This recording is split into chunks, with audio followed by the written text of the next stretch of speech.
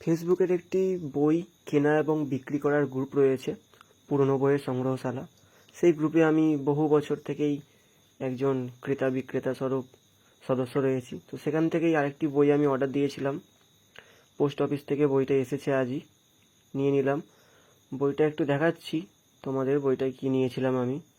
খুবই আকাঙ্ক্ষিত একটি বই, অনেক বছর থেকেই নেওয়ার ইচ্ছে ছিল বইটি নেওয়ার, নিতে পারিনি। যাই হোক, বহু বছর থেকেই।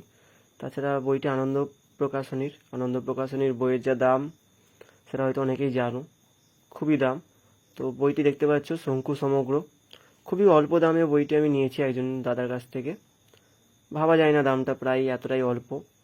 তো যাই হোক, বইটা মোটামুটি অক্ষত অবস্থাতেই রয়েছে, দেখতে পাচ্ছি, তোমরা দেখতে পাচ্ছ। বইটা পৃষ্ঠাগুলো একটু দেখাই। পৃষ্ঠা ভালোই রয়েছে, খুবই পুরনো বই, দেখেই বোঝা যাচ্ছে বেশ কয়েক বছরের পুরনো।